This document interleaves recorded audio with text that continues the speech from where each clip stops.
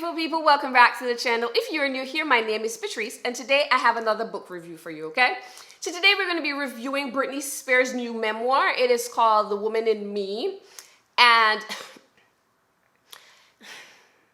I don't know what y'all believe in, okay? If you believe in God, the great divine, the great supreme, the universe, whatever it is that you believe in, pause this video and say a quick prayer or send some positive healing energy to Britney, okay? Because, she been through some things. Like, dang. People are evil. I'm just saying. If you're an empath, don't read this book. Skip it, because you're going to be coming out of this sad, all in your feelings, ready to beat somebody up on Britney's behalf. Like, for real, like. Now, let's start with the book itself. I did not purchase a hard physical copy of this book because my Target didn't have it. So I just got the audio version from Audible, so I listened to it. It was a quick read or a quick listen, if you say so. It was about 5 hours and something, so I did it in like one sitting. To be honest, it's gonna keep you, it's fast-paced, it's gonna grab your attention, keep your attention, and yeah, it's just one of those things. And as for someone who loves a good mystery, those are quick and fast-paced. I love this. All right. Now, this book definitely written by Britney. There is no fluff to it. She didn't make this stuff pretty. You know how other people, when they write memoirs, they want it to look pretty or seem pretty. They're, I'll have a whole lot of metaphors and a whole lot of fancy. This book ain't got none of that. You can tell Britney's like, this is what I want in my book. Dear editor, I needed to add a punctuation here, a few commas there. That's all the editor did. You can tell. And I respect that. Okay? She told her story her way. Here for it. No. Whew. Where do I start? Maybe from the beginning. So, right? We're going to start with Britney's paternal grandfather. He was very abusive, okay? He used to abuse Britney's dad, which had that trickle-down effect, okay? Hurt people, okay? Her grandfather used to push her dad so hard to play sports, just push him to like the breaking point till it became like abuse, okay? The abuse got so bad that Britney's grandmother, she ended up taking her own life on the grave of one of her sons that passed grave. Like, that's how abusive and tragic, like, I'm gonna tell you, this didn't start with Britney. This has been like Britney's lineage. Like, it has just been trauma and tragedy after trauma and tragedy. And I don't know Britney, how she's still here, man. For real. So that is daddy's side of the family, okay? Now, on mommy's side, was a bit better. On Britney's mom's side of the family, mom grew up in a wealthy family. She was quite privileged until she got with Britney's dad. Then they got married, and then her family cut her off. So Britney was born into, I would say, poverty and stuff like that. Dad always tried to, have different businesses to get his finances up. They didn't really work, things of that nature, okay? Now, they had a son, which is Britney's brother. He too was abused by Britney's dad in the same way he was abused by his dad. So you can see the cycle continuing. Then Britney was the second born. She talked, there were some good moments in there where she talked about her childhood and things that she loved, and she loved her brother so much until he got hurt. Then that was a whole nother tragedy when she was a kid. Then she talks about when her little sister was born, and this to me was so cute. She definitely painted a different picture of her sister and how much she loved and spoiled her little sister and things like that. Now, when Britney turned about 13 or so, mommy introduced Britney to alcohol. Now, she talked about this being a bonding moment between her and her mom, and I'm like, golly, 13. No, listen, I grew up on an island. I grew up in Jamaica, and when I was growing up, there was no legal drinking age, but still, like, your mama ain't, or daddy ain't taking you to a bar to go drink alcohol? Like, bruh. So it's so crazy to me when Britney, she would have these little outings with her mom. They would go to this place, get a little drinky drink, and they would go to the beach and just had the best time. When her little sister was born, same thing. and all that. Then Britney said she started smoking. Then I was like, the mama got mad. So it was okay to have a little drinky drink, but smoking was where she drew the line. Listen, I ain't judging nobody's parental style, okay? Or how they decide to raise their kids, but that just seems a bit off. I'm just saying, okay? Now, if you see me looking down, I did make some notes, so I'm just going to go off of those just to keep on track and not to be out here rambling. Now, on top of being exposed to alcohol and smoking at an early age, she was also introduced to sex at an early age.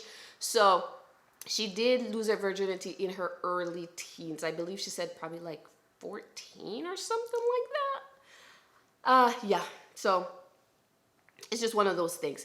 Now, she did talk about her time on the Disney Clubhouse. I probably am saying that, but you know what I'm talking about, where she was in that show with Christina Aguilera, Justin Timberlake, and Ken from the Barbie movie. I just can't remember what his name is. That's him? I think so. Yeah, all them peoples.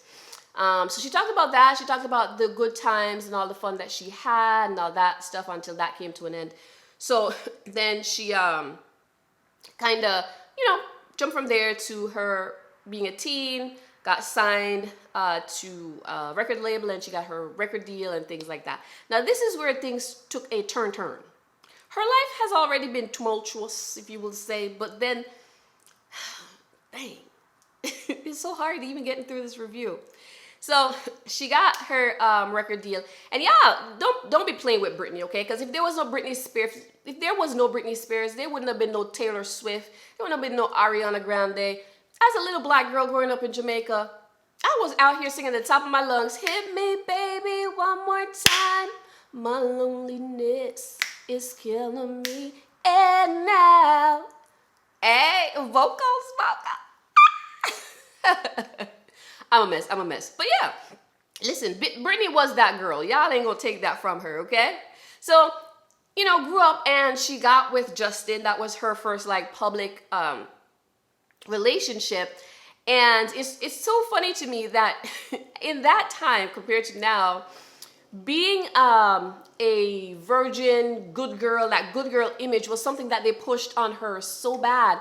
Even though she was not a virgin when she got with Justin, her PR team pushed that narrative so hard, and she said she went along with it, but she was like, this is just crazy to her, and I guess to the world, compared to now where sex is the thing. Like, if you are a goody two-shoe that in the industry, that ain't it. You got to be out here like some sexy red and stuff. I'm just saying, okay? Now, one thing that struck me when she was talking about more of her earlier years is that when she started getting into like acting and role playing and stuff like that, she would get stuck in that mentality of that character. And when I read that, I was like, Britney. That speaks a whole lot from now, the behavior that we see on Instagram. She also said that she had another thing that started, is it Munchausen syndrome? I'm probably saying that wrong, but something of the sort she had, where it started when her little sister was born. When babies are new and mommy and daddy give all that love and attention to the new baby, the older siblings sometimes revert to being a child to get some of that attention. She said that started then, and then later on in life, as things progressed and she would hit like difficulties or different traumas and stuff started happening to her, she would always revert to being a child and have that childlike behavior. And I was like, that explains so much. I'm telling you, crazy. Now, when I read about like the Justin Timberlake part, and again, guys, if you're planning on reading this book, just skip this video and then come back so we can discuss. Let me tell you, okay? I was already in my feelings about the Janet Jackson, Justin Timberlake thing, long time in my feelings about that, right? But after reading this Britney book, I don't like Justin Timberlake no more. And I know that's a bad thing to say, but dang. So Britney was with Justin for how many ever years? I don't know at this point. I don't even care. But she loved that man so much. she clung on to him for dear life. Okay, so much so that she kind of like had given up on her abusive family and clung to his family, right? So when they were together, she did disclose that she did get pregnant. He was not ready to be a dad. She could have kept the baby, but she didn't want to force anyone to be a daddy if they were not ready. So she ended up having an abortion. But Britney is a thug, low-key. She did not go to a clinic. She literally got the medication at home, took the pill, and had it at home, meaning she went through all of this unmedicated, in pain, the whole deal, okay? Kept it all a secret and everything. Just for dirty Justin, old fat Justin, to break up with her over text message, okay? Justin Timberlake broke up with Britney Spears after getting her pregnant, having an abortion, broke up with her over text message. Let that sink in, okay? And that is the reason why I like Backstreet Boys. I knew there was a reason why I preferred the Backstreet Boys over NSYNC, because Justin is just trash. I'm sorry. Say what y'all want. Fight me, okay? I'm ready. Because who does that? She was so, she was broken. Because, again, her home life, trash. She found what she thought was this good guy. She even was spending all her time with his family. She finally found, oh my God, I got a normal family. Just for him to dump her, she had to be recouping back home with the... Then he had the nerve to come visit her and write her this letter. Now, she said she still got the letter. I think she's still low-key really kind of like Justin still. I don't know. Because she said she still has it framed underneath her bed to this day. That letter he wrote, I guess, of an apology or whatever. Now, within the book, she talks about Christina Aguilera. Now, I don't get the beef between Britney and Christina. Like, I just don't get it, okay? After reading the book, reading that part again, I don't see how... Because she was saying that after they broke up, Christina did, like, I think this tour or whatever with Justin, and it was like a whole thing. Was it a tour? It was something that they did together, and she knew the whole story. And I'm like, well, it was kind of like, I know it's a publicity thing, and in the book, they didn't say that their relationship was that close to where Christina owed her any loyalty. But for some reason, Britney just thought that Christina should not have, she was like in her feelings, should not have done that with, it's not like the girl dated the man. I don't get it. To me, it's just business. And then she said that later, Christina never stuck up for her and stuff like I don't get the beef, bro. Maybe there's things that I'm missing. It might just be me, but that part of it, I just didn't get. For sure.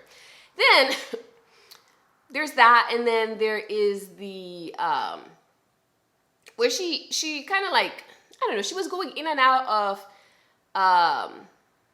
how she was feeling about the music and acting. Ooh, something that's surprising to me, that she actually went out for the role of the Help.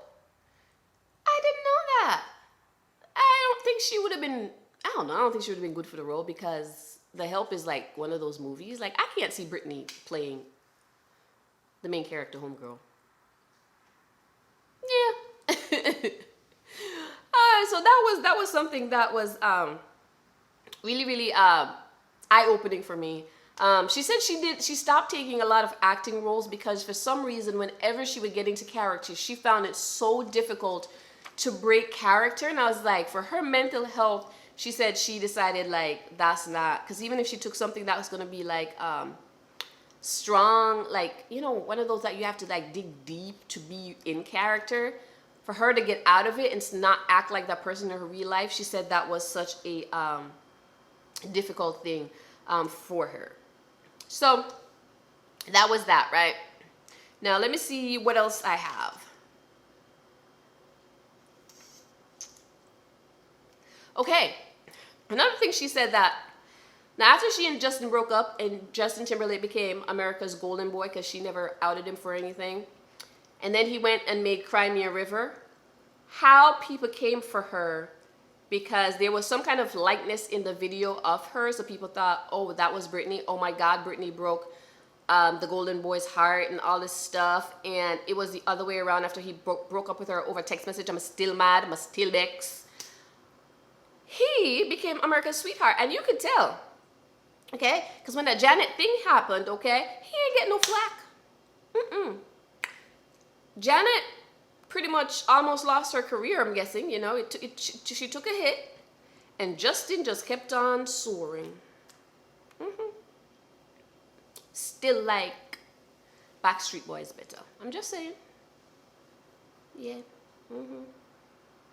But yeah, y'all shouldn't have done that.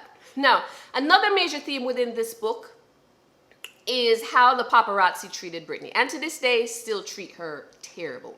Now, I think Britney got caught, as she was like one of the biggest pop stars ever, she got caught in the early stages of the paparazzi craziness when the media is just about to start popping off. Social media wasn't a big thing yet, wasn't even a thing yet, but I think Britney was like at the forefront of that. Because I don't remember prior to Britney anyone ever being in the media as much. Like she took a beating from the media. And I don't think since then the media has let up on anybody. Yeah, there's just, they kept it coming, and poor Britney. Oh gosh. Now, so after all of that, she went in and she found bad boy Federline, okay? Now, a part of what happened to Britney, I think, is probably karma. But she said when she met him, she didn't know that he had a pregnant fiance, because I don't think they were married, with a toddler and a baby on the way. She said she didn't know. She didn't have anybody in her camp that told her and all this kind of stuff. Do I buy that? No. I call BS on that one. She said when she confronted Kevin, he did not deny it, but she didn't leave. So, Britney, I'm going to call BS on that. For sure, for sure. Okay? Anyways, she got with the man, okay? And she said the reason why she got with him, even though a lot of people didn't want her to get with him, is because he made her feel seen and he listened to her. That was her safe space after, like, Justin. I mean, she had dated people in between, but, yeah. You know, when they want to be in the spotlight, so like they hang on your every word and they're just there for you. That's what Dirty Kevin did. Because I don't like Kevin Federline either. Okay? So, another thing she said in the book was that because of her daddy issues and stuff, her dad never held her or anything like that. And Kevin was just that for her. Like, he played her like, jeez. Hold on, reading some more. All right, so yeah, so she said she didn't know she was pregnant, blah, blah, blah, blah. They met in a bar. Then Britney proposed to Kevin. No, I didn't know this. This girl was so in love, I guess she proposed to the man, and the man was like, nah, this is not how it goes. So he ended up proposing back. All right. Now, all was going well. They got married, and then Britney got pregnant, and then Kevin did. Okay? Technically, he did. So he started, you know, going out, saying that he wanted to be a rapper, and she was like, that's fine. He wanted to make a career. She understood that and all that kind of stuff. But then he started becoming distant. She would pop up where he was recording or whatever. They wouldn't let her in, things like that. So the relationship it just became, I guess, a stranger or whatever you would call it. But she was very supportive of his music and things like that. But the man just wanted fame and fortune, okay? I'm just saying, I am very happy he did not get it. He got the fame part, but not for the best reasons. But the fortune, Now,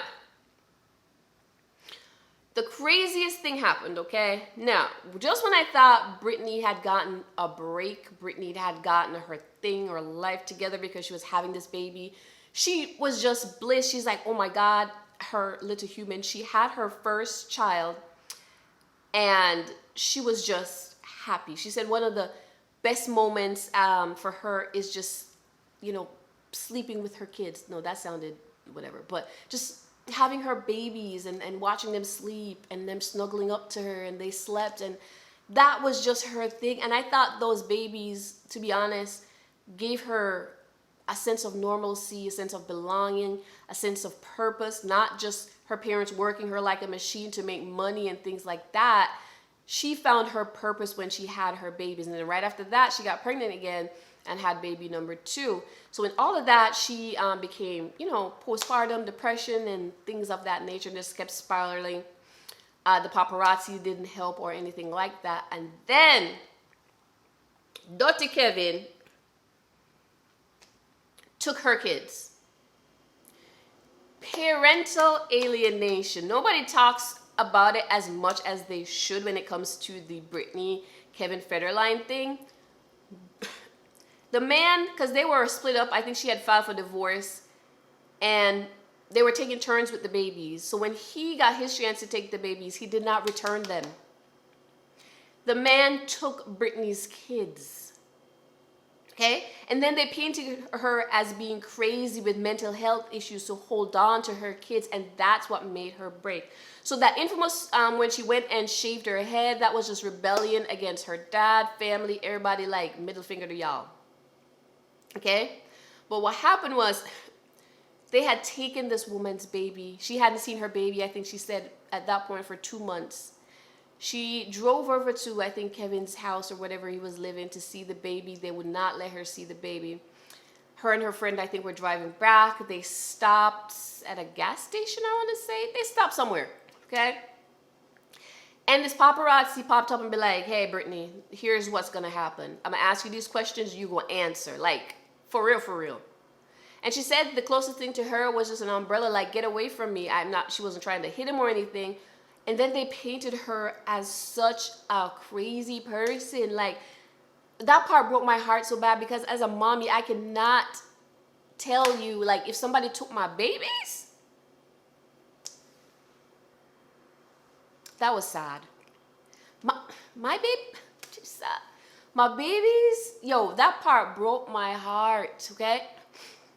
So you guys know, after all of that, she ended up into a conservatorship where the judge was like, all right, I'm going to let the daddy be the conservator. And she was like, she fought so hard, like, anybody but this man, please judge. And nobody listened to her.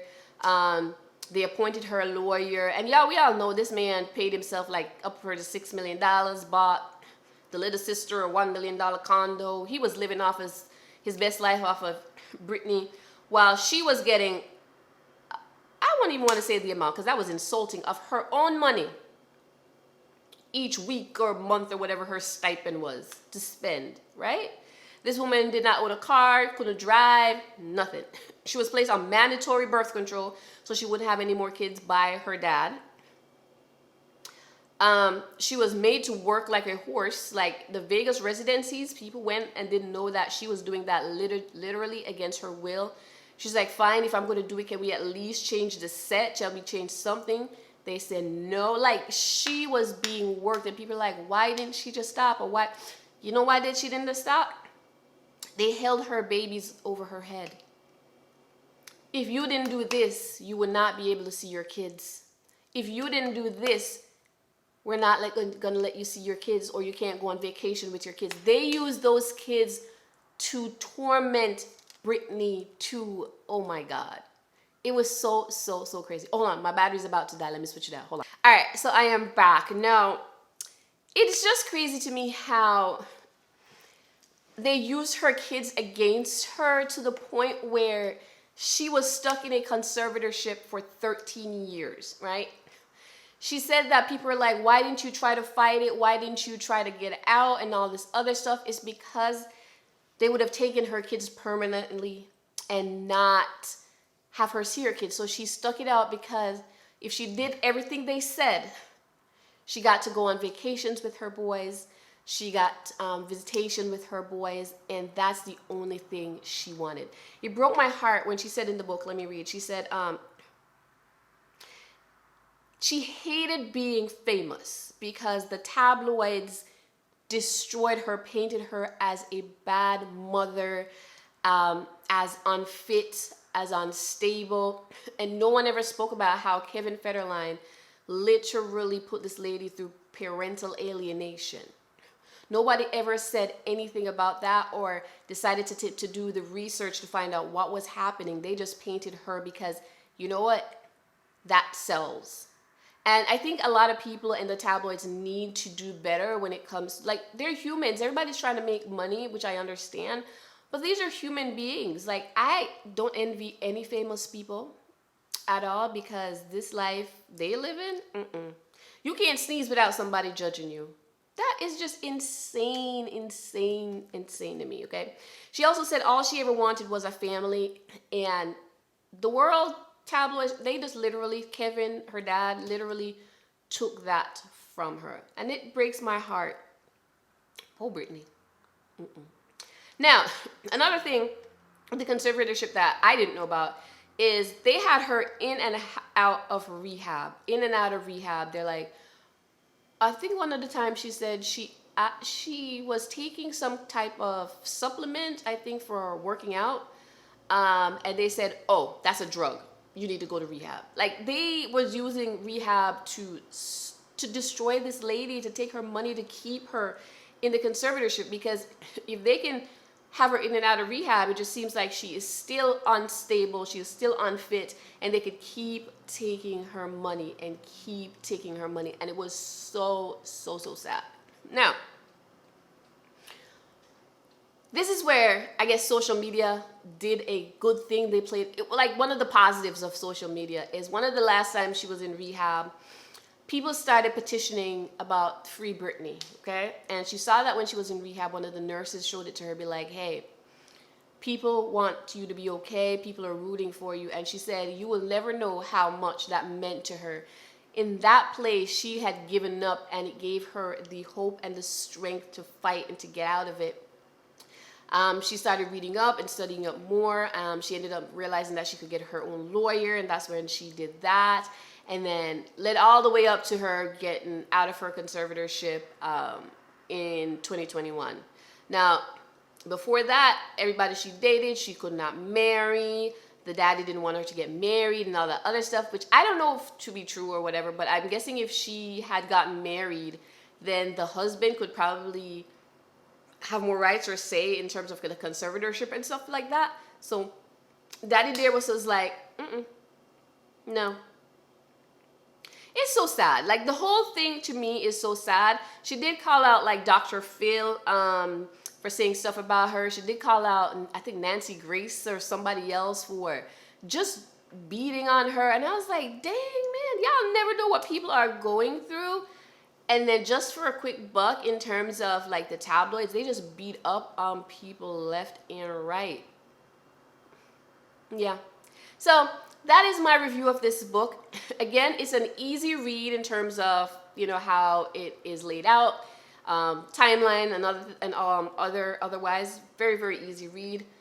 Very sad read. So again, if you're an empath, skip this one. Also, you will probably come out of this hating a few people.